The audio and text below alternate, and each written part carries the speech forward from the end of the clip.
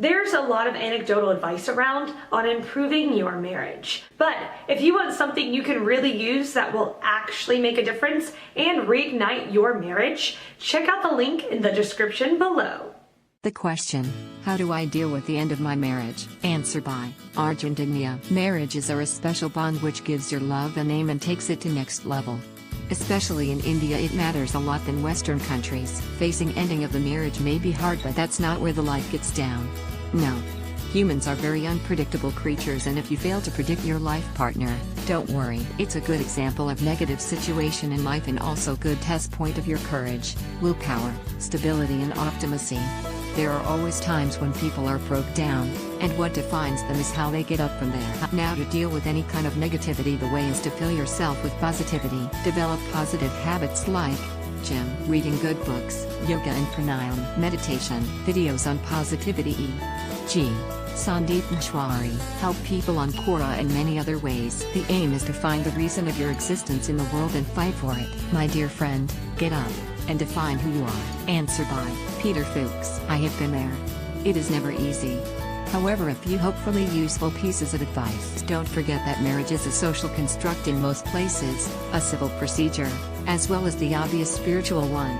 Thus, in many places with civil society in place, it is a procedure. Do it without regret, because at the end, you are actually free. Then you can consider what next. You ought to be generous, but to a point. Share fully or 60% or more if you can, and make provisions for the children. As a male, my case, you may not get custody. Let them become adults without carrying the weight of your failed marriage. Honestly, being a parent to your children will elevate your own motives, your own self-regard. Look in the mirror. Do you see a prick, loser, ingrate? Or a man? In my case, or at least a decent human? Move on. Start again, renew your own soul, your humanity. But do not accept a servant, a slave. A spouse is your mirror, so get someone you feel is up to your spiritual and physical standards. I could go on. Just be honest, to yourself and the world around you. Hard but huge payout. Answer by Gerald McDonald. Where do you stand with God? Have you accepted Him as your all in all? If you have, then you must continue to trust in Him. Putting even more of yourself into knowing Him more. Losing what you have invested so much of yourself in is not easy. And when what you are about to lose is someone who you have committed yourself to honor and cherish, making them a part of yourself and you of them, makes it even harder. But remember, you said you loved them. That is why it hurts so much. Love does not seek its own. So put the other person first. If you don't want to see your marriage, and let them know this. And ask them if there is anything that they feel that you could do to get them to reconsider their decision. If there is, my advice to you is to put God first in your relationship.